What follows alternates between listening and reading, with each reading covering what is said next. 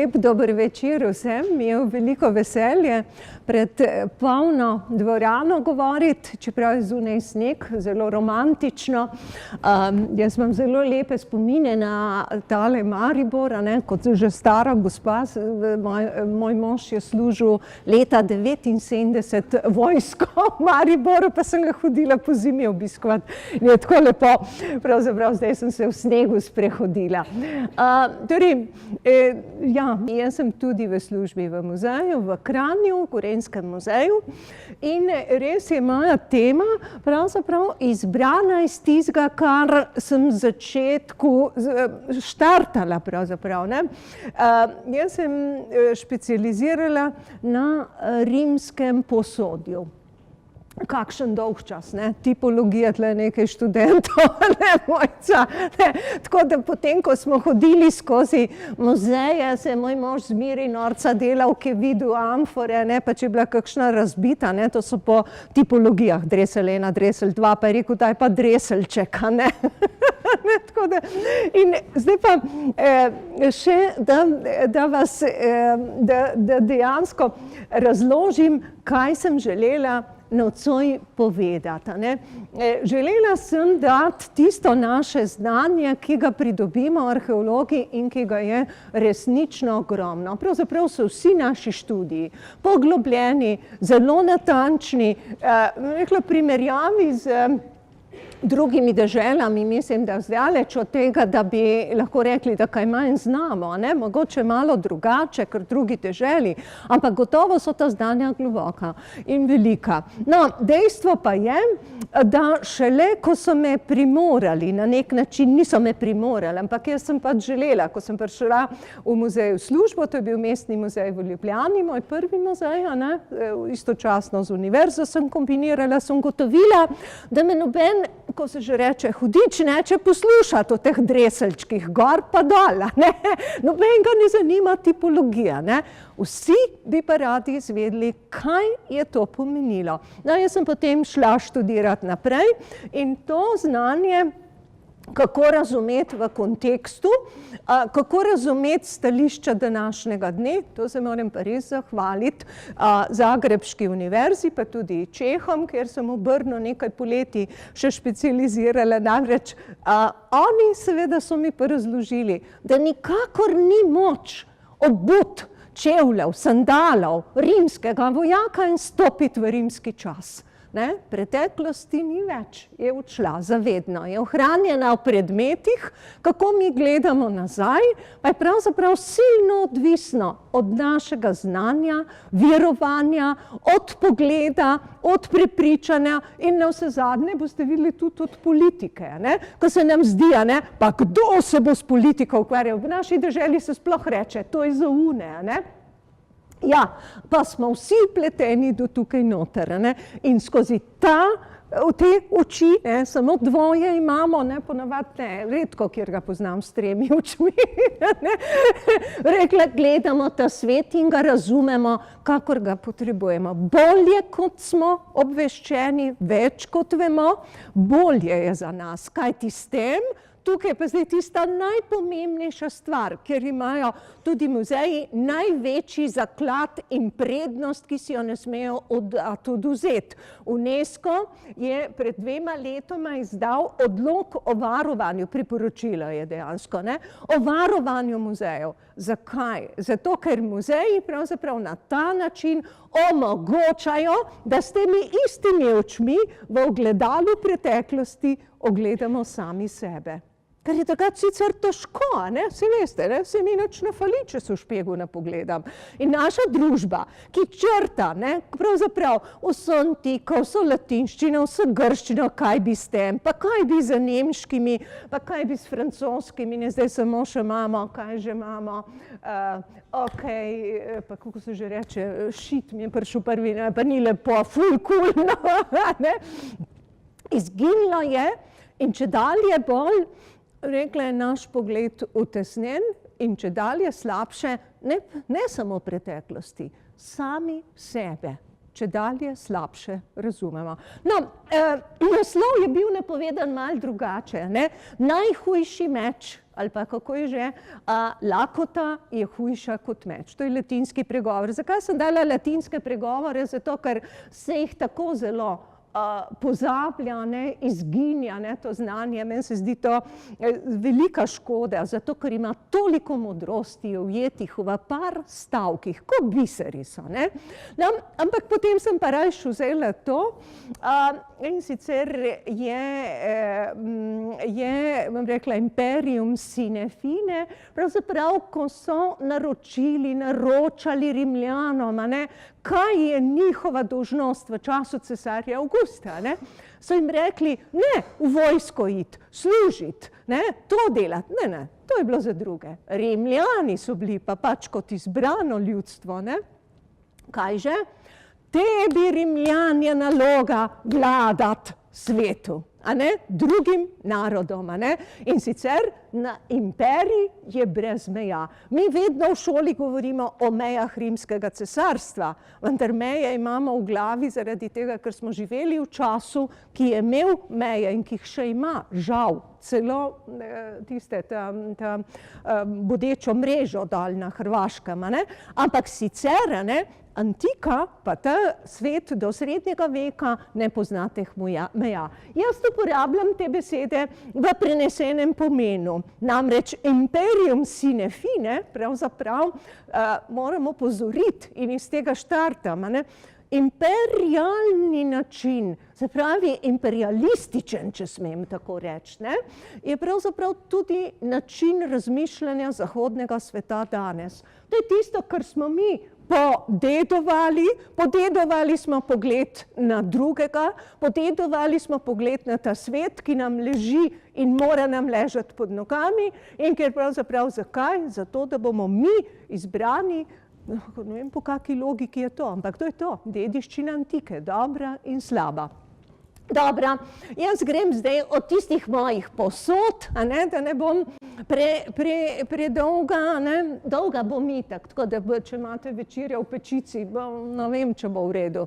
A ne, ampak hoteli smo, mene so prosili, če bi, tema je bila Kitchen Debate, ne, krasen mednarodni kongres in zdaj seveda vsi pričakujejo, da bomo govorili o receptih pa o prehrani. Zdaj, če bi mojega moža vprašali, bi rekel, Jezus Marija, pa bomo hitro končali, ker jaz sem priporočam surovo prehrano, ne, je pač ni treba kuhati, ne, ne, pa prav glih jaz bi morala o receptih. Vsi pričakujejo, da bomo pravzaprav govorili to, kar imamo običajno tudi razlagati v šolah in kar je preprosto rečeno pravzaprav laž. O izobilju, o ležanju na levi roki, o pogovorih, o sužnjih. Kaj pa če obrnemo in tokrat govorimo o sužnjih, potem ne bo ležanja na levi roki, niti na desni, niti ne bo najboljšega, kar je opisano v knjigah, ne, boste rekli, ja pa sej to je vendar opisano. Seveda, se tudi danes ni vseeno, kaj boste vzeli. A boste vzeli, da mi pove, Playboya, ali boste vzeli novice, ne, še kakšno drugo primerjavo. Imamo še kakšen Nobel Zeitung, ne, tako debel, ki ima noter nasvete, kako si odpočijete, kire kreme in tako naprej, kire operacije vam pomagajo pri levem pa pri desnem ličku. Okay. Tlele imamo nekaj takega, ne, sicer vzeli smo kot izhodišče, vedno vsi citiramo Apicija, ne. To je bil, tudi ni rešeno vprašanje, je bil Apici eden, sta bila dva, so bili trije z istim imenom, to je zdaj že te debate grejo, rekla, na strokovnem svetu, a ne. In sicer v resnici obstoja knjiga, vam jo zelo priporočam, se tudi v slovenščini. Drugače pa to je šlo v biblioteki v Zagrebu, latina je grajka, mislim, da 87. leta, s čudovitim, ampak res duhovitim uvodnim nagovorom profesor Svetlane Slapšak, ne. In seveda, ko tudi ona zelo lepo pove vse probleme okoli tega nesrečnega Apicija, ki je zbral seveda tisto, kar se pritiče visoki družbi, tisti, ki imajo vsega dovolj in niti ni nujno, da so niti ne v Rimu, niti ni vsa visoka družba, kaj šele, Rim mislim, urbs mislim mesto, kaj takega jedli, ne. Tako da to, ko nam tukaj ponuja jajca, ne, je treba tudi malo to razumeti, ne. Ni čist res, ne, kar nam apici ponuja. Zato bomo šli pravzaprav pogledati, kaj bi rimska prehrana lahko bila. Namreč, ko skušamo o rimskem času govoriti, ne, vedno znova slišimo, vladala je mediteranska trojka, se reče, ne, oljka, žito, vino. Vino kot prehrana. Ne. Ali je to res? Ali je vladalo po celotnem imperiju, ne? Tukaj se pravzaprav odpre eno veliko vprašanje. Zdaj zadaj ne vidite, pa bom jaz bolj na glas to povedala. Namreč eno je, če beremo antične vire, ne? Se veste, tudi če bi jaz pisala dnevnik, ne bi napisala, sem pustila 3 dni moža lačnega, ampak bi pisala sem tiste dneve, ki je jedu, ne? In isto antični avtori, ne? A je to res, kar piše, ne? A velja samo za nekoga kritično pogledati, ne vemo, kaj pa tisti, ki sploh niso bili pismeni, ali pa najnižji sloj, ali pa tisti, ki niso živeli v Rimu, ne. Epigrafika, to, kar je napisano, recimo, ali pa upodobljeno na nagrobnikih, imamo upodobljene mesarje, trgovce, vozarje in tako dalje. In recimo, kar je na freskah, ogromno podatkov prihaja iz fresk, recimo, vedno smo govorili, da antični svet ni poznal citronovcev, pa vemo, da so upodobljene prav limone, recimo v Neaplju, ne, na teh freskah različne vrste sadja in tako dalje, ne. Mozaiki, ogromno mozaikov je z ribami, rekla, z jadjo v Severni Afriki, recimo, in tako naprej. No, ampak, seveda, ker sem arheolog, kaj pa drugega, ne, da vsaj nekje stopimo malo ven, ne. Arheološki podatki so čedalje bolj obsežni, ne, in obsegajo analizo posodja, kar je noter ostalo, kar je v tistih luknjicah, ne, potem po obliki, potem delavnice, ki so izdelovali, čemu je služilo, potem analize kosti, recimo, neizmerno veliko se jih dela, pelotne analize, analize pečk, rastline, raziskave terenov, ostanki antičnih sodovnjakov, potem, kje so bile trte vsajene, recimo vinograd, prav v Pompejih, pa tudi drugje, ne, in pa raziskave antičnih industrijskih kompleksov, pa ste rekli, kako antika ima industrijo. Ni imela strojev, ni imela seveda pogona na nafto, ampak samo na delo, pa na živalsko silo oziroma na vodo. Imeli pa so razsežnosti, ki se lahko primerjajo z 19. stoletjem, recimo v Angliji, ne, se pravi ogromno, kajti imperij je bil ogromen.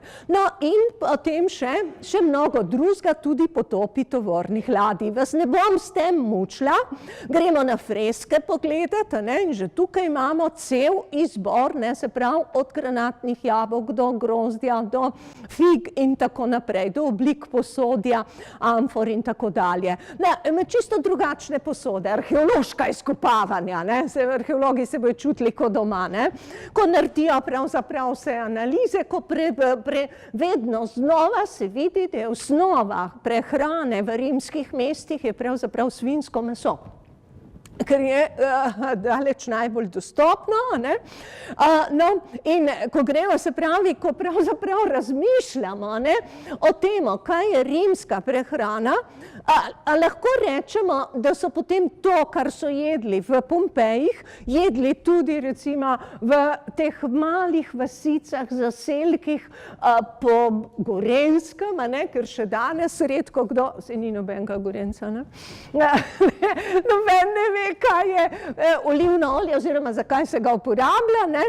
Ampak seveda si lahko predstavljamo, da je bila, ne lahko predstavljamo, vemo, da je bila ta prehrana drugačna, da je bila pravzaprav pri teh ljudstvih, ki so bila podjarmljena, ki niso pustila za sabo, ne, pisnih virov, ne, da so dejansko živeli še tako, kot so živeli prej, to vemo predvsem po posodah, ne, to so te posodje, ki ga izdeluje predvsem v alpskem svetu, Noriku recimo, ne, in ki, rekla, če bi se premikali zdaj tudi geografsko, brez dvoma so verjetno v Siriji jedli popolnoma nekaj drugega kot v Urbsu v samem Rimu, ne. Seveda, najvišja plast, ne, bi pa mogoče vendarle veljalo, da je imela enako vzorec prehrane. Zdaj bomo pa videli, zakaj menimo tako. No, tlele so pa potapljači pri analizah potopljenih tovorov, kajti s tistim, ko se nekoč, ko sem še jaz študirala, pravzaprav, to je že zelo dolgo, ne, drago, 70 leta, pa ne bova povedala na glas, ne, je veljalo, ne, zakaj bi uvažali neko keramiko, če to lahko brez težav naredijo, recimo, na Ptuju, recimo, ne. Danes pa vemo, da so bile zadej drugi ekonomski vzvodi, ne, ki so dejansko dovoljevali, da je prihajalo iz Severne Afrike, Sirije, iz Egipta, iz Južne Italije, iz Hispanije, to je Španija današnja, pravzaprav ogromno posodja, vendar ne zaradi posodja, temveč zaradi vsebine. To je bilo olje, vino, žito, ne, garum mogoče še tudi, in zdaj nas bo zanimalo, zakaj se je to dogajalo. Kajti, tako kot danes, ne, kaj tiči od zadaj, da je lažje izdelati jogurtov lonček na Kitajskem in ga pripeljati sem, kakor da ga pravzaprav izdelamo doma. Nekaj mora biti od zadaj, ne, in to me je tisto, kar me je zanimalo.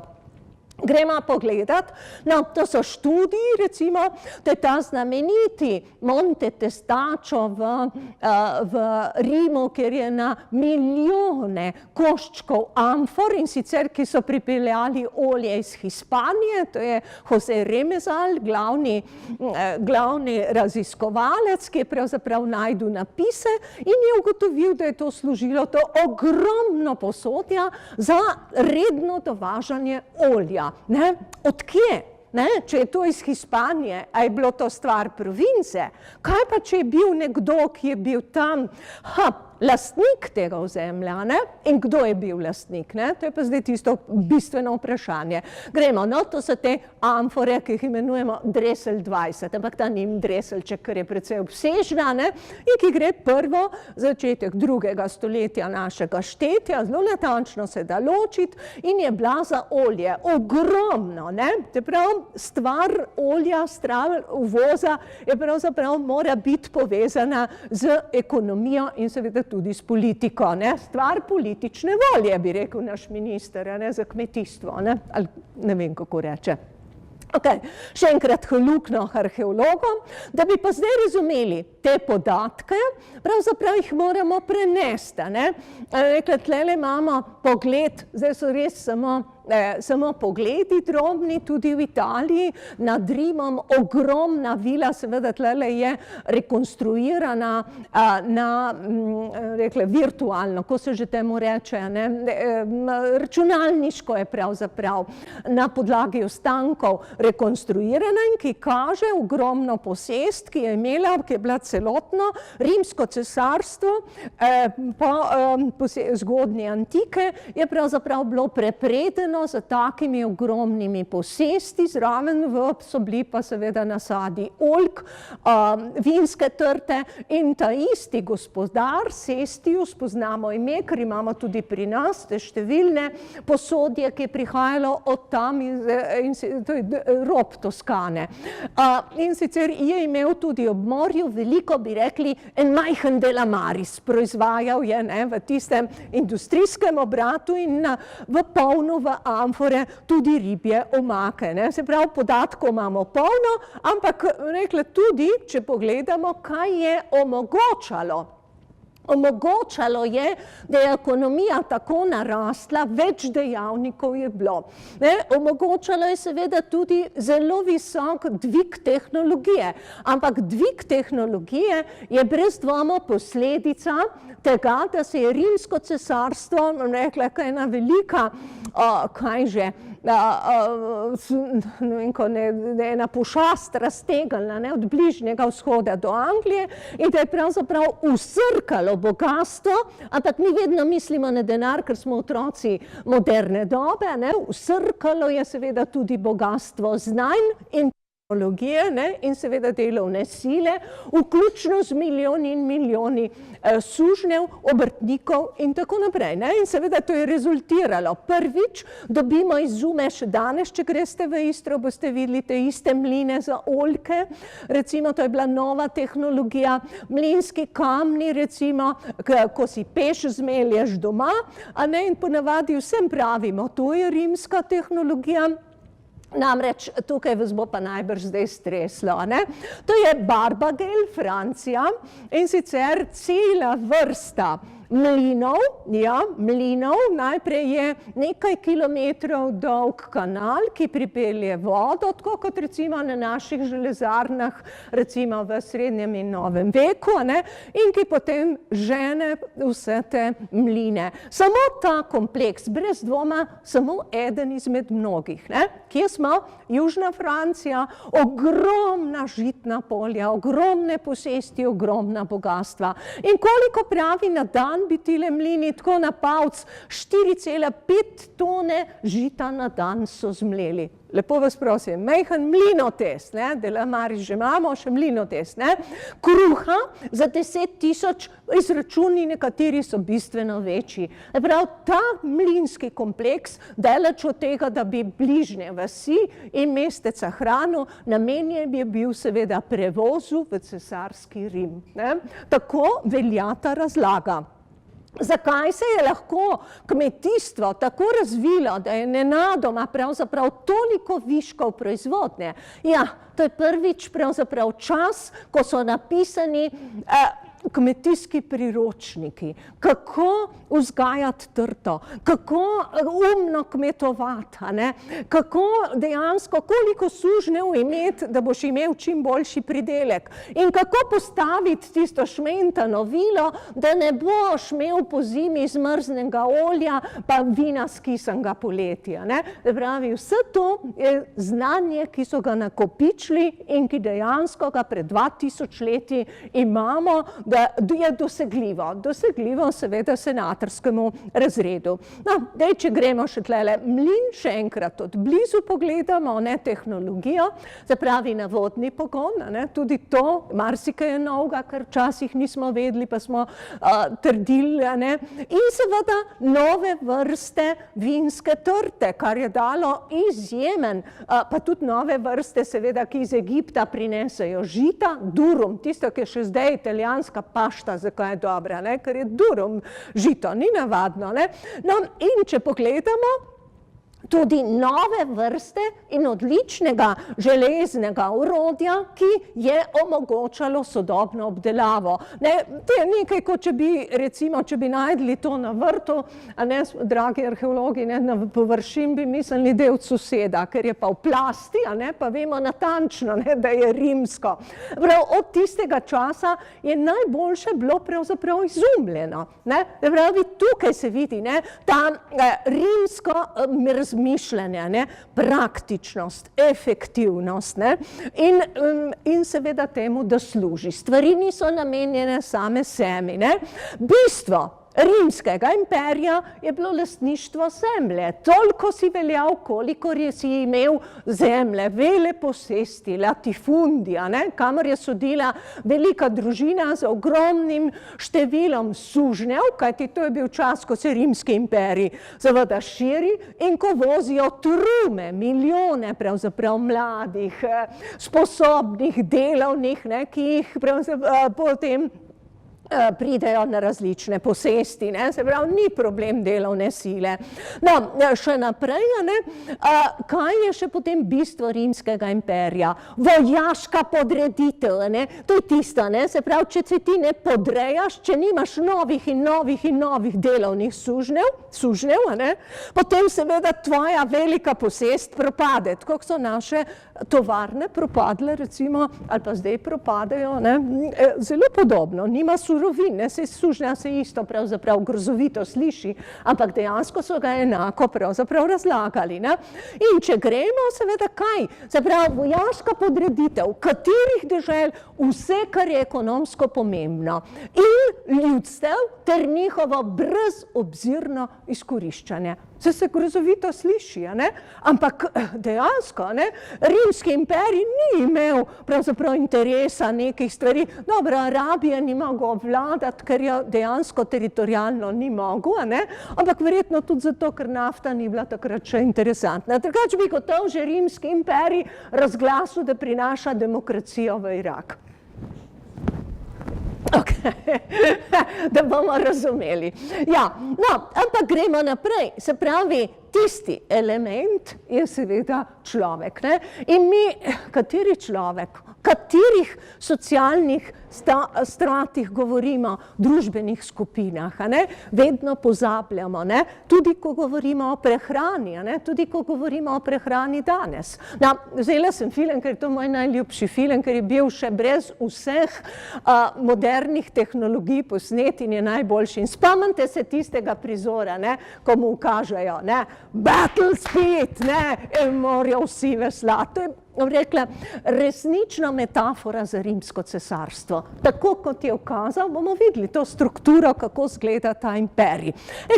Vem, da niste vsi diplomirani iz rimske zgodovine, ampak bomo zdaj malo ponovili. Smo rekli, v času cesarja Avgusta, prvi cesar, kdaj že? Pred 2000 leti, no leto gor ali dol, arheologi nismo tako natančni, ampak sej smo, da me ne bojo zdaj to zatožili. Bogi so mogli vse letnice vedeti na izpitih. Ampak rekle, še eno je pomembno, to je bil veliki zvitež. On je rekel, veste, ko so mu hoteli podeliti naslov, kaj že, Cezarja, hoteli so mu podeliti, pravzaprav, no, si Cezar je imel naslov diktatorja, je zavrnil, ker je vedel, da je to Cezarja drago stalo, so ga štihlili zaradi tega, in on je rekel, jaz bom samo Augustus, to je tradicionalno ime, jaz samo obnavljam Rimsko republiko, polna usta demokracije so ga bile v današnjih besedah, če bi rekli, dejansko je to prvi rimski imperator, ki je združil ogromno cesarstvo, poglejte ga, od Hispanije, tle so samo še čakali, kdaj bojo skočili še tale del, in ki je seveda silno si želel, kar mu je pa spodletelo in je izgubil 3 legije v Tevtoburškem lesu, zdaj prav nekako vendarle do Rena, do Donave, bližnji vzhod. Zdaj, ko vam govorim, vse je zeleno, na figo je zeleno, tle bi moralo biti vse zlato. V Rim se je leta 31, pred našim 30 štetjem, zlilo z smrtjo Kleopatre in z zmago na to deželo vse bogastvo, tisočletno bogastvo in znanje tistega časa. Ne pozabite, Aleksandrija je bila biser takrat, največja knjižnica, rekla resnično, in vse to dejansko pride v Rim, se združi tukaj, se steka tukaj. Dobro, takle fejst fant je bil, ni čudnega, da so si ga vzeli za vzornika, si ga je vzel Mussolini in se tudi poimenoval, kako že, Avgustu črni srajci, in njegove, ne pozabiti, in njegove d'autotiskopa del Rima, tak je pripadal samo Avgustu, in njegove načrte veliko potezno pravzaprav nadaljeval. Tlele ga imamo kot vojaškega poveljnika, in zdaj, če gremo naprej, to je tako dolgočasno, ampak je pa fajn shema, da jo vidimo. Čeprav je bil tako, bi danes rekli, ali demokratičen, ampak dejansko je pa resnično vse nadzoroval. Vojska, če zdaj pogledamo, tlele je senat, kaj je ena suha nogica, ki sicer je vse potrdil, so povsod natisani, senatus populusque romanus, senat, vse je parlament dovolil, dejansko pa pravzaprav se odločili, rekla resnično, kar je potem tudi vojska izvedla, no, ampak tako izgleda ta shema. In njihov pohod v svet je bil natančno takle, divide et impera, razkosaj, spri in vladej, in tega se še marsikdo danes drži. Nam rekla modri, ampak prav gotovo tisti, ki si želijo oblast. Namreč senatorjev je bilo, najprej ostanemo pri armadi, tista najpomembnejša sila, to je imperij. Zdaj boste vedeli tudi in boste razumeli, zakaj se je danes tako težko vojski komu odpovedati. 28 izvrstnih legij, dobro nahranjenih, to je na prvem tismu, kajti če greste vi v Sirijo za vojaško enoto in dobijo tam recimo zaradi slabe prehrane prebavne motnje, ste bitko zgubili že na ladji, nikaj. Rimu se to ni zgodilo.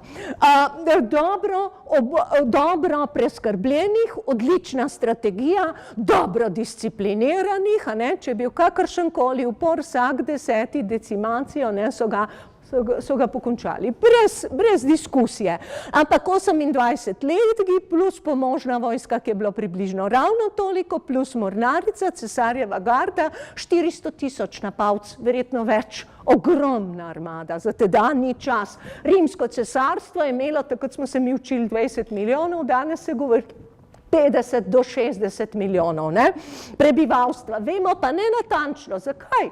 Ker sužnjev pravzaprav niso preštevali, tudi žensk, otrok in tako dalje. Senat, še zgodba o senatu. Profesor Jaro Šašelj je naredil krasno študijo, že zdavnaj, pa še vedno velja, in je pravzaprav nekako grenko sladko napisal 1000 družin, več ali manj, 900, 800, 1200, jih je skozi rimsko dobo odločalo o vsem. Imeli so v rokah vsa bogatstva, približno tako, kot se zdaj oscilira pravzaprav ta, kako se reče že, ne vem kaj, tista podoba bogatstva, ki jo združujejo ljudje v svojih rokah, ljudje, najbogatejši. Zapravi, ti ljudje pravzaprav sprejemajo vse odločitve, jih predlagajo cesarju, ki jih na vse zadnje izvaja za vojsko. Zelo poenostavljeno povedano, pa vendarle tako. Senator zavada ima, to so resnično najpremožnejši. Da bi razumeli njihovo bogatstvo, moramo povedati, da recimo pravijo, po nekaterih virih Severna Afrika v pozni antiki je pripadala 3 senatorjem. Se pravi, Egipt odmislimo, ker je sodil že pod Konstantinopol, se pravi, tisti del, kar je danes Tunis, Alžirija, ogromne posesti. Ni bila puščava takrat, to je bil vrt, rekla z ogromno žita. Se pravi, to so bili bogataši, ki so dejansko tudi v provincah si najprej razdelili, ko je vojska prispela, najboljšo zemljo, zgradili svoje hiše, dali pod nadzor dejansko domačine. Ampak zdaj pa imamo, se pravi, imamo tanko plast najbogatejših, imamo potem seveda nekje vojsko, za katero je treba skrbeti, ampak masa nam pa še ostane. Ko so izpulili iz rok že v Italiji najbogatejši kmetom zemljo, ti kmetje so masovno odšli v Rim. In seveda je bil tukaj problem. Ljudje, ki so edino, kar so imeli, so rojevali otroke, proles, proletariat. In te seveda je bilo treba prvič. Lahko bi imel nemire, demonstracije, stavke, zahtevali bi odstop ministra, ampak niso, zato ker je Rim seveda zelo zvito pomislil na to. To je milijonsko do milijon pa pol prebivalstva. Nekateri celo 2 milijona omenjajo. Poglejte ga, to je maketa nekdanjega Rima. In če pogledate, največji objekti so, kako grdo rečeno, tisti, kjer se zbira velika množica, nogometno igrišče v Stožicah, pardon, sem se zmotila, rekla, cirkus Maximus, ki sprejme tam 40, 50, 60, 70 tisoč obiskovalcev, in pa recimo arena, to je tipično rimsko prizorišče. Zakaj se tam tako uspešno pobijajo? Zato, ker tam veliki množici, ki dneve in dneve gor visi, prikazujejo z zasekanjem teh sužnjev, kaj je dolžnost Rima, da s trdo roko zavlada svetu. Tako kot naši filmi danes nas pravzaprav futrajo. Če pogledamo, zdaj že imamo, igre imamo, panem, zdaj pa tistega kruha, kako bomo poskrbeli, takole grdo gledajo, tile, ki nimajo kaj početa, rekla, zadaj imamo seveda amfiteater, in imamo aristokracijo, ki seveda si lahko privošči mnogo in vse, in imamo potem seveda te proletariat, ki pravzaprav dobi predvsem kruh, kruh je premalo, treba bo še malo oljčka zraven in treba bo še vino, pa kakšno svinjsko, saj mejhno, kakšen košček na pršuta, pancetko, bi rekli na Primorskem. Malo sem vzela iz teh angleških nadaljevank, zato da si bolj živo predstavljamo, čeprav je 2000 let nazaj, saj ni bilo glih tako, ampak vendarle lahko tukaj opazujemo ta veliki razkorak med aristokracijo in seveda med tistimi, ki so bili na državnih računih, kot se reče. In seveda, to je pa iz Gladiatorja vzeto, seveda so morali pravzaprav zadovoljiti vso to množico. Prvič z igrami, baje so severnega afriškega leva menda kar iztrebili. Na tisoče, 10 tisoče živali so pobili, da ne govorimo niti o ljudeh in tako dalje. Ampak vendarle, gremo zdaj k tistmu. Kako to napraviti? Naredili smo seznam, zaznamovali tiste, ki so odrasli, ki imajo družine in ki so tako, bom rekla, pravzaprav prišli vredni, da dobijo na nek način, ocenijo, da dobijo kruh. Razdeljevali so kruh in sicer, če ga pogledamo, to se imenuje annona civica. Civium, to je tisto, kar je za civilne, naša beseda je še vedno ista. In sicer imenovali so, glejte jih, 33 kilogramov brezplačnega žita mesečno so dobili odrasli moški. Frumentationes, frumentum je seveda žito, in sicer kako so to delili? To, kar smo videli prej, je ostija. To se je na takale, bi rekli, ustja na večjih mestih v Rimu, kjer so imeli te sezname, ljudje so prihajali in dobilo jih je okoli, glejte, 200 tisoč upravičencev so razdeljevali na 45 mestih. Rekla približno tako kot po vojni, ko so dobili bone, zato da je pravzaprav bonov tudi ni dobil vsak. Tako da, in kaj pomeni to letno, da so razdelili? 30, samo v Rimu, govorimo samo v Rimu, 30 milijonov modijev žita, to je 200 tisoč ton današnjih ton. Rekla, si sploh ne moramo predstavljati. Olja, 7,5 milijonov litra olja je bilo razdeljenega. Spomnite se tistih amfor, razbitih iz Španije, ki pridejo. Ampak, in še naprej, kaj je bilo potrebno? 800 ladij po 250 ton nosilnosti, da so sproti vozili v Ostijo, ime ostja, enako kot tisto, kjer razdeljujejo, ne. Se pravi, spodaj pri morju, da je po Tiberi potem preložili, prekladali velikanska skladišča in razdelili, ne. Se pravi, ta vzorec je pravzaprav tukaj. No, druga stvar, seveda je treba ljudi prepričati, da je tak sistem edino pravilen. In edino pravilen je, seveda, če vam potrdijo, rekla sem, ljubi Bog, ne.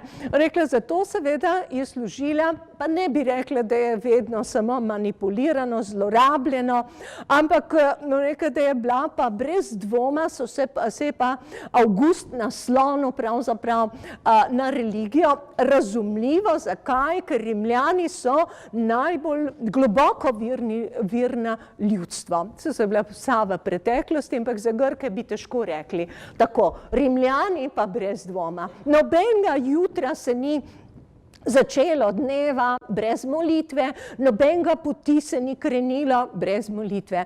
No, in Avgust je seveda, kot rekla, ker se je zavedal, da prenavlja državo, je rekel, hočem ponovno temelje stare republike, stare običaje, ne, običaje starih, ne, obnoviti, zato da bomo spet živeli rimsko cesarstvo, pravzaprav, da bomo Rimljani vredni svojih prednikov, ne, to ni kar takšna beseda, ne, je obnovil številne kulte in religije.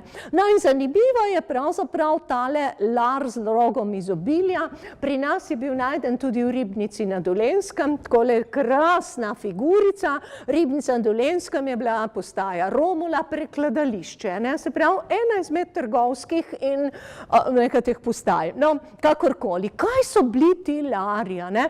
Lari, penati in mani. Ena taka družba je to, ne. Mani so duše umrlih, to so pa, penati so pa pravzaprav dokaj isto, vendar penate častijo doma, mane, duše umrlih pa na pokopališčih, ne. Kaj so pa lari? Lari so pa božanstveni duhovi umrlih prednikov. Ne more biti kdorkoli, samo tisti, za katerega opravljate vsako jutro, vsak dan obredje, a ne, in s tem pravzaprav je ta duša preskrbljena in se ne izgubi, no, kakorkoli, te duše pravzaprav tudi varujejo ta svet. Zakaj? Ker nismo mi, tukaj je en fantastičen nauk, ne, niso tisti, ki so tedaj živeli, lastniki imperija in zemlje, ampak njihovi pobožanstveni predniki. In ti, ki živijo, imajo dolžnost varovati. Kako? Na način, ki je lasten Rimljanom, ne. Prav, tukaj notri, ne, tukaj notri je pravzaprav tisto vodilo, ne, bistvo samega imperija, ne. No, in te seveda lare potem postavljajo, pravzaprav varujejo kompitales, tudi obnoviti dejansko lare, ker so, varujejo seveda zemljo, ker predniki so tisti, ki so njihovi lastniki, lare postavljajo ob vseh križpotih, ker so potem zavedniki ne samo kmetijstva, temveč tudi trgovine, ne, in zraven pristavi cesar Avgust tudi svoj svoj kult, ne, nenadoma pa še njega počastijo, eno svečko, ne, kako je že tisto eno za svetega Jurija, eno pa še za zmaja, so včasih rekli v Ljubljani, ne. No, in lare pravzaprav so vsak dan na teh križiščih, na domovih prižigali in so jih častili, ne, kar pomeni, da dejansko vsak dan jih opominja, ta prizor jih povezuje, ne, z tistim bistvom njihove kulture in pa tradicije. Religo pomeni latinsko povezujem, ne. Religija je nekaj, kar te povezuje za predniki, ne, tako da ni kar tako. No, jaz sem vzela eno sliko z Balija, ker vsako jutro te dame pokadijo in dajo darila pravzaprav, ne, prednikom in tega seveda ne smeš pohoditi, hvečen kakšen kuža pride polizati. Ali pa recimo pri Kitajcih, ker se seveda da recimo razne darove. No, kakorkoli, gremo naprej in pogledamo Rimsko cesarstvo, ki se je potem čez 100 let pravzaprav že naraslo in vidite, ne, te najpomembnejše dežele, ogromna Galija, Hispanija, Severna Afrika, Egipt, Sirija, Turčija, ne, nobene debate še tlele, ne, posega, bogata Romunija, Panonija, ne, tlele šlo čez Donavo, rekla resnično ogromno cesarstvo. Rekla, današnja Evropska unija bi bila kar mečko manjša, ne? Ne vemo, če bo kdaj, sam sanjamo to obsegalo. Ampak kakorkoli, ne, kakšen sistem je to, da je deloval? A si sploh lahko razmišljamo, ne? Brez interneta, brez avionov, brez vlakov, ne? Prav to je bil sistem cest, sistem mest, pristanišč, starih in novo ustanovljenih mest, kajti na vzhodu je bilo ogromno mest, že ustanovljenih s tisočletno tradicijo in kulturo, ne? In bom rekla, pravzaprav je imperij bil tisti način vodenja, ki je povezoval z politiko, predvsem ekonomsko politiko, da je to funkcioniralo pravzaprav več kot 1000 let, ne? No, zdaj še enkrat, če pogledamo ta sistem, ne bomo več ponovili vaje, razdaljevanja se je uveljavil, kajti Rim je bil model, ne? Tako kot če po Primorskem greste pogledat Ilirsko Bistrico pa Postojno, so približno enako zgrajeni, ker so tudi Italijani dali enak vzorec, ne, mestom so dali te glavne hiše. Ne, in to je dejansko vzeto še iz antike. Vzor Rima je služil kot model vsem novo ustanovljenim mestom in tudi novo ustanovljenih mestih so razdeljevali seveda poceni subvencionirano prehrano ali pa sploh zastojne, ne, uradnikom brez dvoma, vsem, ki so bili člani pravzaprav elite. Kaj je k temu sodilo? Pristanišče, no ja, sej pač pristanišča kot taka.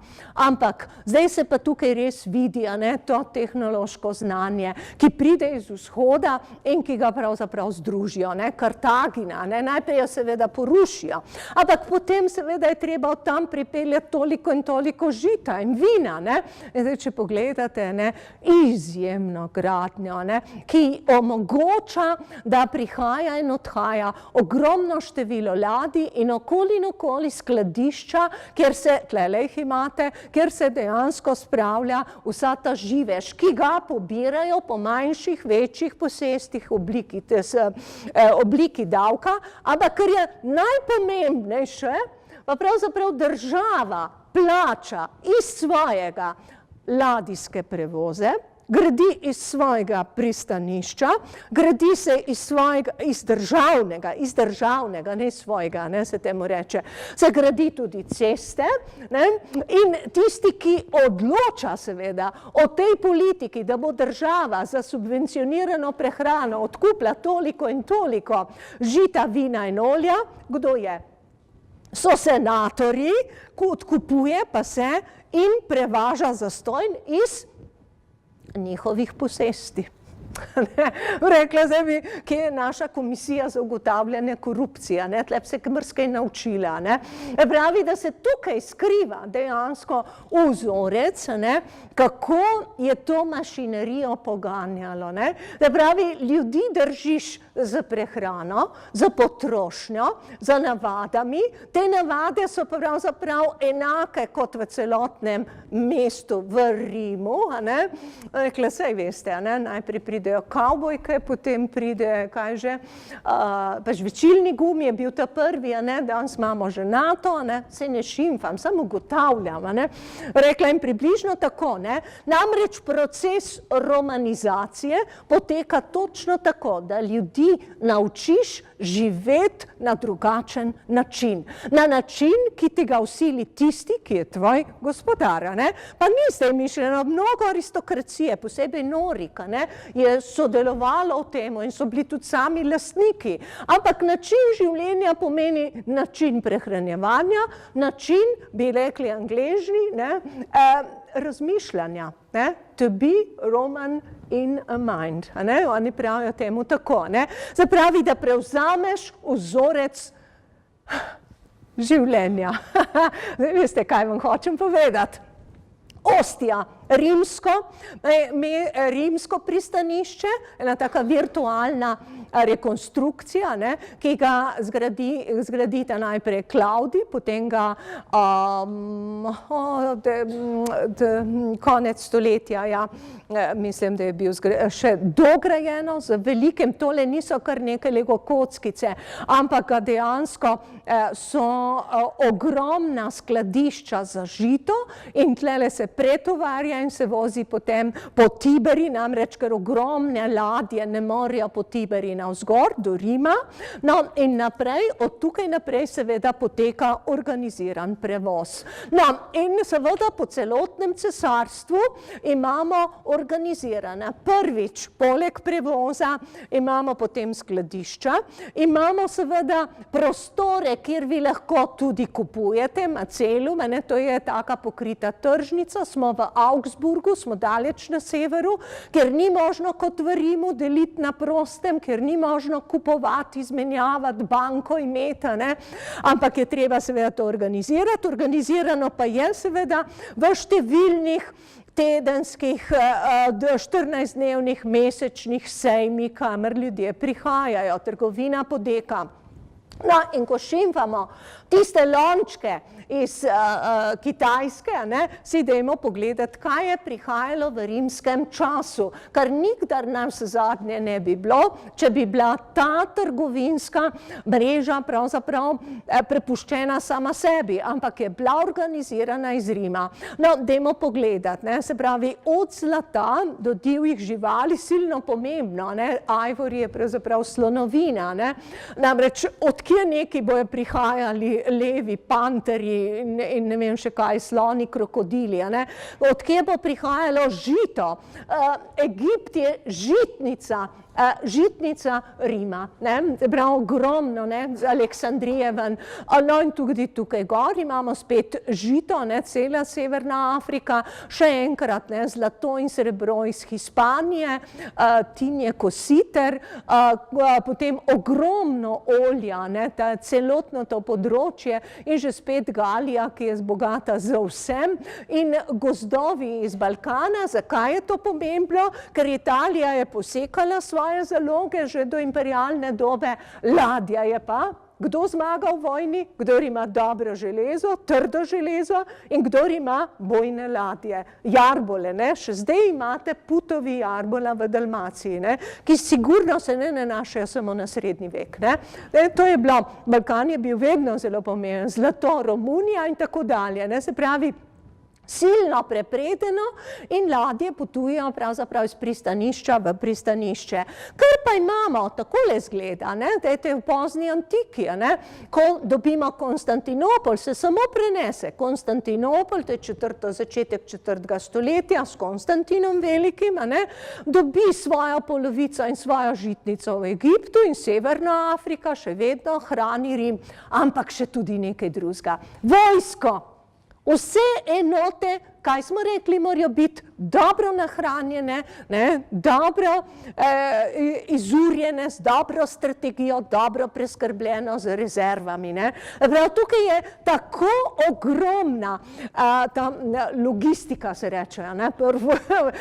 Koliko, zdaj pa pomislite, recimo legija, 5500 mož, ki jo spremlja potem še recimo vsaj 5000 ali pa 6000 pomožnih čet in tako naprej, koliko, če ima recimo 3 dni hoda do naslednje postojanke, koliko tovornih konjev jo mora spremljati, koliko hrane, odkje bojo krenili, kaj bojo prinesli. Mislim, to je NATO projekt, bi se temu reklo, Tako da, zapravi, zdaj, če pogledamo, prihaja seveda ogromno izdelkov, tlele že imamo, posebej v pozni antiki, zelo, rekla, nemirno, kako se še temu danes reče, begunci prihajajo, danes nič novega.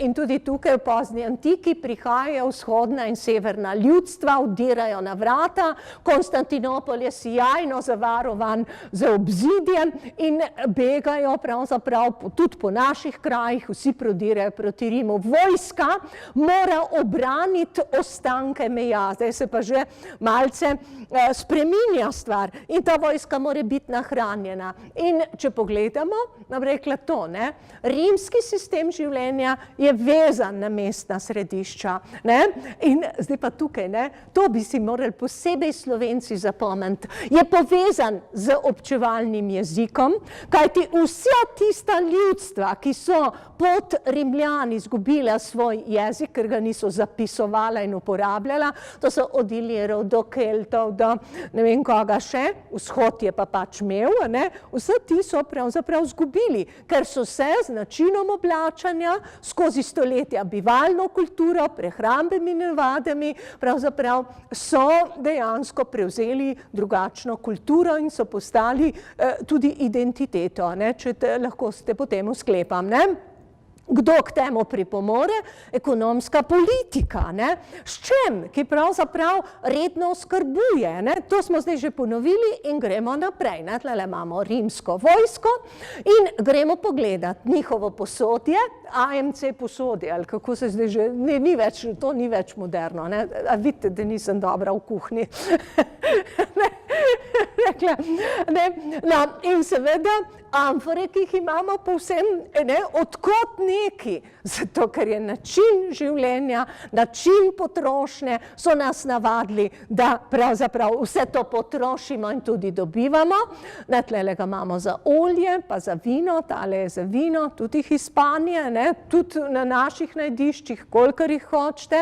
Tlele v Pompejih, vinske amfore, ne, rekla neizmerna množina, kar pove, ne, kako zelo je bilo to tržišče potrošnja na visoke stopnje, ne. In naprej, tlele pa ena mejčkana zgodbica, ne. Takele mičkane uljenke in rečemo, ne. Skoraj na vsaki, zanimivo je, da je vrhunec so dosegle produkcija v modelih. Tako na hitro, ne, ko bi, ko se reče, štancov, ne, ko bi jih štancov iz gline narejeno in iz Italije, v glavnem jih iz Italije, kasneje tudi drugje. Ampak prvo stoletje, se pravi v času, ko Rim resnično mora razporediti svoja krila, mora tiste kremplje zasaditi, ne, dejansko rabi orodja, s katerim bi razširil to miselnost, rimsko, latinsko, grško, helenistično miselnost. A je to res? Na vsaki uljenki in teh so izdelali na milijone. Ne, se sploh ne moreš verjeti, na milijone. In jih vozili iz severne Italije, ne, rekla po vseh, v Pannonijo, v Mezijo, Singituistov, kjerkoli. In kaj je gor? To se pač porabi, ne, zakaj se rabi uljenko? Tako naše šparovne žaronice smo, mi si koliko prešparali, ne, bom rekla, mi smo zapravili že celo tisto. Ampak rekla, ko kupiš to, ne, seveda se razlikuješ od tistih sosedov, ki kurijo, žgejo repčno olje, ki smrdijo, ne. Olivno olje, to je, oljka je sveto drevo.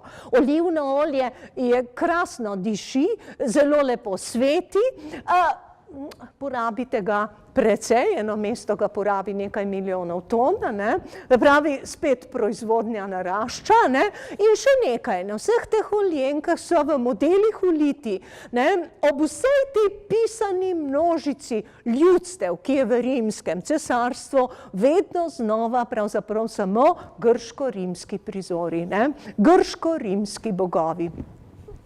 Tako kam, ne, na Coca-Coli, ne, pravzaprav prizorov ni, ampak so pa barve tiste, ki smo jih usrkali ali pa kaj drugega še, no. Tako, no, in s tem prihaja seveda tudi posodje. Včasih smo rekli, dragoceno, ma ne, to je naša plastika pravzaprav, ne, na milijone kosov, ne sicer okrašene, reliefne vse, ampak le imate res tako kasnejši tudi porcelan, porcelan, ampak porcelan je bil še vedno za bogate.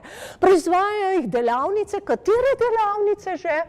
Opremljajo jih ponavadi z prizori iz grško-rimskega sveta, točno podobnimi taki, kot so bile na mestnih hišah v Rimu in seveda verjetno tudi v Emoni, Petoviju in tako naprej. Tako da, voilà, tlele smo, beremo, kaj pomeni akantus, bi rekli, tako dajmo primerjati, jaz sem s Primorske, na vseh naših hišah je pisalo, kateri korpus že, da vidim, če še kdo zna, naj živi. Rdeča zvezda, pa tako naprej, pa smo vsi vedeli. Tukaj je isto, akantus, ki pomeni izobilje, girlande, amor. Kaj ima bogi amor že za upraviti? Ja, seveda, cesar Avgust je imel staro mamo Venero. Ja, dokazano, pač z njihovim pravzaprav mitologijo, z pesniškimi epi, ki so jih ta čas napisali, pesniškimi epi, za epiko tega časa, z Vergilom, za Eneido, tam vse čist jasno piše. To se recitira, to se zna na pamet, to je na teatru, to je na vseh hišah v Rimu in to je pravzaprav na vaši mizi. In kaj boste drugega? Ko da ponucaš to, kupiš, moraš imeti, ni kaj, se veste, Če imaš ene čevlje, moraš vsaj še 3 kupiti, bom rekla. Ja, dobro, da ne bom, še sem nekaj hotela reči, ja, in sicer vse to posodje, še enkrat, kje ga že proizvajajo? To so ogromne delavnice. Na posestvih, kjer proizvajajo pravzaprav, kaj že, tudi amfore, kaj že dajo v amfore? Olje, pa vino, se pravi, tam pri morju proizvajajo lončenino, zadaj ima ta isti veleposestnik, senator, žitnice, oljke, pa še kakšno trto in tako naprej.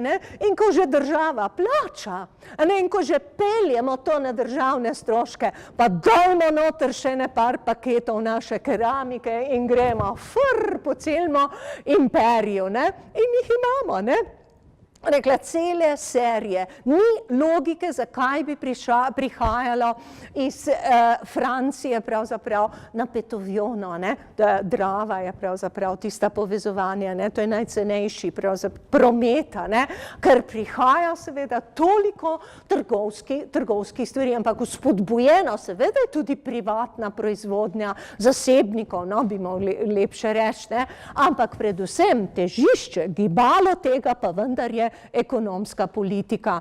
Način prehranjevanja, to je nekaj, kar mortadium, kar se pripelje z načinom prehrane iz južne Italije. Posodje, ga imamo v ribnici Petovjona, posebej zgodnja rimske plasti. In pozna antika, ker prihaja na tisoče kosov spet iz Severne Afrike. Se še spominjam, ko mi je rekla mentorca na zagovoru doktorata, pa ni razloga, da ne bi pripeljali lončarja in delali te stvari na Ptuju. Se pravi, še nekaj desetletij nazaj se je dvomilo v to, Celo analize so naredili in skušali ugotoviti, Šele natančen študij politične ekonomije, dejansko, ko so Italijani, so izredno dobri, pa Angleži, ki vejo, kaj je imperij, ki imajo to izkušnjo, so pravzaprav prišle te skrite povezave na dan. No, in zdaj gremo, seveda, nervus beli pecuniam, nervus rerum, vse stvari so pravzaprav povezane z denarjem, ko iščeš, zakaj, pravzaprav je tlele imamo eno tako lepo zgodbo, In sicer latinsko rečeno, namreč zdaj nas pa zanima, če je toliko zlata, tolikšno bogatstvo, pa kam nekaj je šlo? Ampak veste, da se da porabiti. Sicer, ne vem, če smem vas vprašati, pa nas, javne delavce, ampak vemo pa, ne iz izkušnje, se ni, da bi človek hrepenel, poglejte, toliko je zapravil, tako je živel, ne bom naštela vseh grehov, čeprav smo v postnem času, ampak da so tudi oni ugotovili, gotov je, so tudi pospravili Neron, rekla, resnično nori, kaj je zgradil, zgradil si je zlato palačo, imenovala se je Zlata hiša, ki se je raztezala po 3/4 Rima, smo šli velikrat pogledati in takoj, par let po njegovi smrti to že podrejo, to je njegova zlata Golden House, kako se reče, Zlata palača, In sicer, če pogledamo, tega si zapomnite, približno toliko velika statua Nerona je bila seveda kot božanstva, kot Apolona, kolikor je danes v Ameriki kip svobode. In raztezalo se je pravzaprav tlele med Tibero, potem rekla na tem griču Opiju, vse gleh, ampak zdaj, če pogledate, nekaj let po njegovi smrti, umetno jezero z ladjami, strop, ki se je premikal, ko so prišli od poslanci vzhodnega dela cesarstva, so padali lističi rožnati in rosili so parfume. Se da ponucati, se da. Ja, in to porušijo, poglihajo in zgradijo na tem mestu, zato se tudi imenuje Koloseum, ker je kolos stal, ta ogromen kip, amfiteater, rekla, ki ga, da ne ste mislili, pokrivajo z jadri, rekla, ki sprejme okoli, cene so različno, 40 do 70 tisoč ljudi naenkrat, prej se izprazni, simulacija je pokazala, da je tako dobro grejeno, se prej izprazni kot sodobno nogometno igrišče, rekla, ampak zdaj, če pogledamo, tlele imate 55 do 70 tisoč, takole so preživeli cele tedne, pa da se ne bomo zgubili, gremo pravzaprav v današnji čas. Po vzoru antičnih vil so seveda želeli številni graditi. Pravzaprav antiko, in tle moramo zelo na hitro osvetiti, antiko začnejo odkrivati, antika je obstojala tam do renesanse, kje? V knjigah. Znali so na pamet, ampak predvsem latinske avtorje. In šele v 15., 16., 17. stoletju začnejo izkopavati. In v 18. stoletju pridejo Pompeji in cela Evropa drvi v Italijo, Rim gledati, se čuditi, Apolonu Belvederskemu, začetek 16. stoletja, Laokontovi skupini, nisem mogla se zbasati noter, da bi dol padlo, Laokontovo skupino, sigurno imate še vsi z gimnazije v spominu, ki jo študira Rafael, ki jo študira Michelangelo, in ki pravzaprav umetniki posnemajo. Laokontova skupina je odkrita ko vrtnar, vrt je pozneje, vinograd na Papeški v Rimu nad tem delom palače, zlate palače Neronove. In tisti vrtnar rukne nekaj noter v eno jamo, to je grota, in z tega pridejo groteske, te prečudovite slikarije, ki nekaj grejo po celi Evropi. In Evropa, ki ugotovi, seveda zahvaljujoč Winkelmannu, kaj že rekel Winkelmann, zelo na hitro vam ponovila.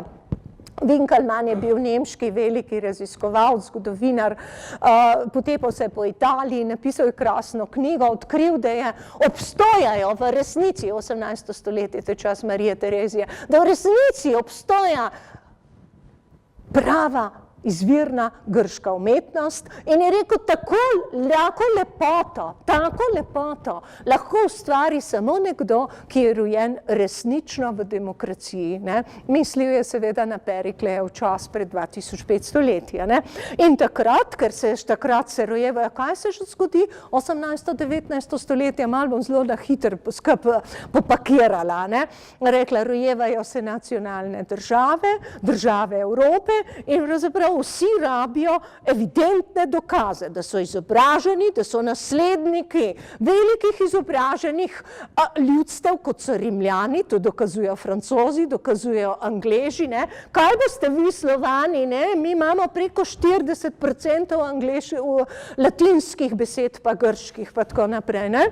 Rekla, no, Slovenci imamo mimogrede 100 grških besed v svojem slovarju, ne, tako da nas ne bi kar takole pospravljali. No, kakorkoli in dobivajo sodobna mesta, pravzaprav črpajo navdih, znanje, okus in seveda tudi politični navdih v antiki, predvsem v rimskem imperiju. Kajti 19. stoletje, zato pa je povezana ta podoba. Podoba mesta, podoba človeka, ne? Podoba države, podoba politike. Se pravi, zunanje podobe niso slučajne, ampak so povezane, so simbolne, so metafora, so govorica neke večje skupnosti. Ne? Rekla, tako kot imamo mi to strahoto, rekla, sodobne arhitekture, oprostite, Mirjana, ti si arhitektura, se nisem mislila tako slaba. Ampak bo rekla, te skrpucala nametana, pravzaprav je prispodoba današnjega razletenega, dezorientiranega sveta. Žal moram tako reči, ne. Rekla, in seveda tudi Amerika, ki želi, poglejte ga, Castle Hills, ne. Rekla, zgradi palačo, ki je na las podobna antičnim palačam, vilam, seveda tudi ustvarja svoj imperij, tokrat ne več v žitu, ampak na naftah, recimo Pol Getty, ja, nismo ne v Gali Placidi, ampak v njihovem kopališču, kjer se aristokracija zbira, ne, in kjer pravzaprav vidimo in prepoznamo iste težnje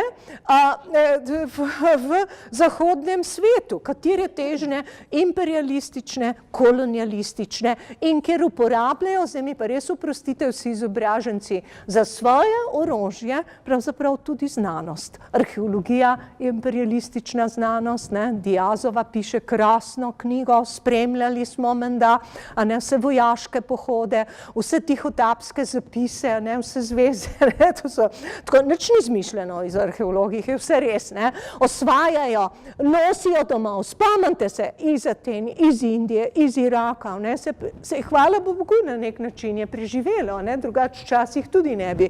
Ampak kakorkoli, izdaja pravzaprav današnji svet, ne, je v službi tega, ne, in zdaj, če pogledamo naprej, ne, pravzaprav že spet, kako so Rimljani rekli, zdaj bomo pa malo ponovili tiste latinske izreke, ne, da svet pravzaprav obrača, ne, denar, ne, in to, ki je bilo iz naših učbenikov, bistvo rimskega imperija pa smo prečrtali. Bistvo imperija je lastništvo zemlje, ne, se pravi dežel, ne, se pravi verjetno črpališč nafte, morij in tako dalje, ne, in vojaška podreditev vseh ekonomsko pomembnih ozemelj in ljudstev ter njihovo brezobzirno izkoriščanje. Ob tem sem vas pripeljala varno čez 2000 let daleč in ob tem bi rada pravzaprav pokazala nekaj, kar se tiče rimske in naše prehrane, pravzaprav naše kulture, ki je navkljub 2000-letnemu loku pravzaprav še vedno del celote, še vedno je del našega kolektivnega spomina, kar je zapisano v čem že? V umetnosti, v naših muzejih, v našem oznanjanju, v našem jeziku, v vseh evropskih jezikih, a ne, v naših virovanjih. Spomnite se, Aškrc napiše, kaj že, kam bi bil, ne, v spanju, ne, je bilo to, ne, je nosil, kaj že na ramah, mejnik, ne, zato ker meje so nekaj, kar postavijo lari in penati, duše umrlih in on se je prekršil, ne, se pravi, naša virovanja, ki jih ne znamo pojasniti, a ne, so daleč nazaj in tudi naše vrednote. Tukaj bom šla zdaj še v zadnji del, upam, da se niste še naveličali, se ne smete, a ne. Ja, rimska vojska, najbrž vas bo takoj spomnilo, mora biti nahranjena, organizirana, disciplinirana, skratka je pomemben člen pravzaprav v imperiju. In zato je toliko pravzaprav, ko pride Trump v Evropo, kaj prvo poudari, tudi vi boste dali več denarja za NATO, ne bomo se več hecali. Ja, in naprej, make Rome great, rekla, in rekla, to je tisto, kar je Rim. Ja, seveda, odličen posnetek je. Ja, seveda. Mislim, resnično, kaj pomenijo besede, ko jih postaviš 2000 let nazaj ali pa pravzaprav 2000 let naprej, Rekla, nismo se tako zelo spremenili. Človek v svojem bistvu sploh ne. Človek je, to je pa Kašinski, to je en krasen karikaturist, poljski umetnik, ima, če si boste pogooglali, boste videli, pravzaprav človeka, če je meč, oziroma, kaj smo rekli, lakota hujša kot meč, potem seveda je lakomnost najhujša stvar, kar se lahko zgodi. In moj profesor Tomislav Šola, 5. marca pride v Ljubljano, je v Zagrebu, je vedno rekel, mi smo doba pohlepa. In moram reči, da kako lahko? No, zdaj pa ne vem, se boste strinjali ali ne, ampak pohlep, ki žene današnjega človeka, ki je izgubil vrednote, ki je izgubil orientacijo, ki se je razdrobil, ta svet se je atomiziral, zato klic k našim koreninam, klic k našim vrednotam, kljub vsemu, rekla, pravzaprav takole, to je ta Kašinski in sicer, tlele zdaj bi morala biti, ne bom pela, vam bom pa povedala, katero pesem sem imela v mislih, nismo preklopljeni, na lahko pa kdo zapoja, če zna.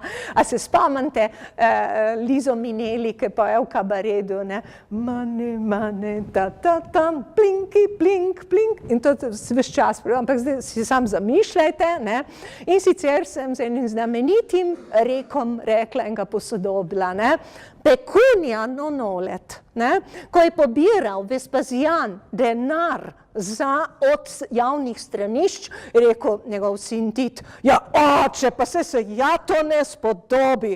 Pa je rekel, povohaj, a smrdi?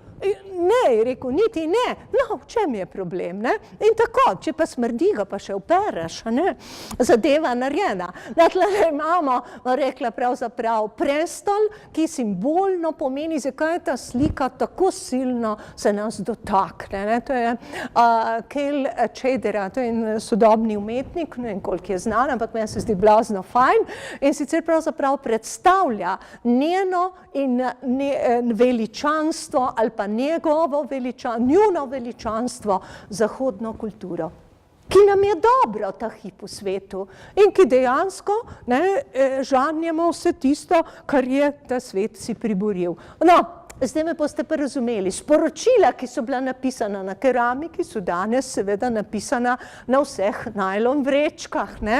In zdaj bom dala tukaj, enega bom obtožila, to bo naš Sladkor. Mirjana mi je žal, da si prosila za recepte. Ne vem, če ti jih bo kdo prinesel po vsem tem. Namreč, v vseh teh naših reklamah, zdaj boste razumeli, ne gre in izdelkih, ne gre samo za produkt, gre za način razmišljanja, gre za razvade, gre za to, da se ne boste več odpovedali olju, vinu, belemu kruhu, ampak da boste in še več, naša industrija je tako zelo sofisticirana, da so pravzaprav v vseh izdelkih prehrambenih, kaj že?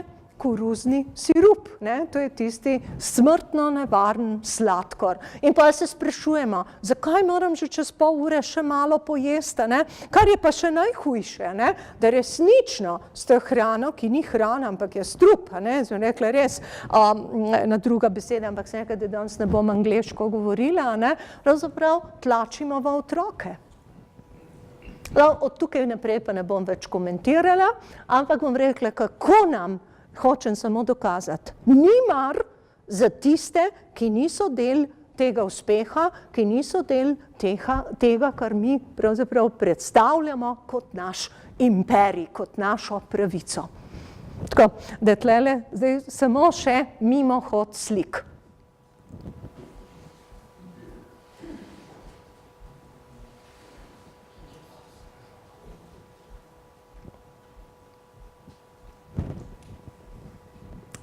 Vse to rabimo. Ja? Skoraj nujno. Vse je posneto tukaj in zdaj.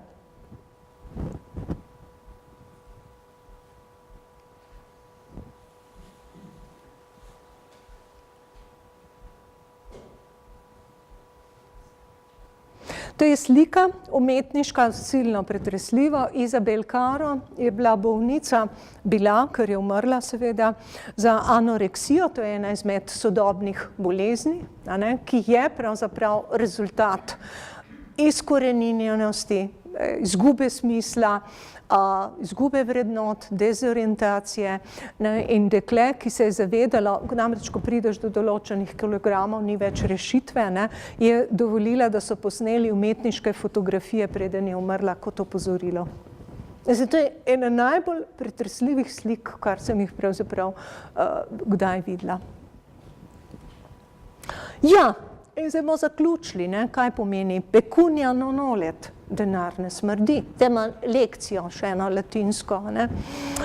Nervus belli pecunia infinita. In sicer pravzaprav, ko se vojna začne, zakaj se je začela, zakaj imamo vse vojne in spopade? Zaradi denarja. Vedno je zadaj denar. In radix omnium malorum est cupiditas. Vse zlo je pravzaprav zaradi tega, ker smo požrešni, ker bi radi imeli mnogo več, pojedli, popili, potrošili mnogo več. Nisem mislila reči, da morate, ja, da pa samo še vprašanje, pravzaprav, čemu služijo kulturne inštitucije? Zdaj bom za tisto, zdaj je bil postni del, zdaj sem vas pozvala, da mačkam manj jeste in pijete, se da boste hudi, ampak zdaj pa še malo kulturniškega, pravzaprav, čemu služijo naši muzeji? Ali zato, da bi se imeli fajn, jaz tolikokrat slišim, da bi, ja, tudi zato, ampak predvsem zato, da bi se združevali, povezovali in da bi razumeli pravzaprav, kaj je vloga človeka in posameznika in družbe v tej človeški zgodovini, celi, ne samo danes. Kajti na vse zadnje, če bomo, kako se temu že reče, trosili rože in ne bomo pogledali, kaj je naša naloga storiti danes, tukaj in zdaj, in vsak ima svojo nalogo, pa če tudi samo, ne vem, malenkost lahko stori, pravzaprav potem smo zgrešili. In mislim, da muzeji, sodobni muzeji, morajo služiti prav temu. Nas opozarjati, hkrati pa tudi usposabljati, da živimo, rekla, bolj ozaveščeno življenje. Rečejo Italijani, perbenizmo, ni vse, kar bi moralo služiti samo temu, da se imaš dobro, ampak je naša odgovornost pravzaprav do današnjega sveta in do preteklosti. Evo, to je bilo to.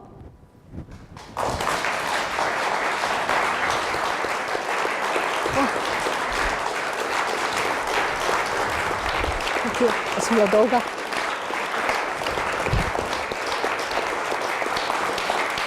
Hvala. Krasna publika ste.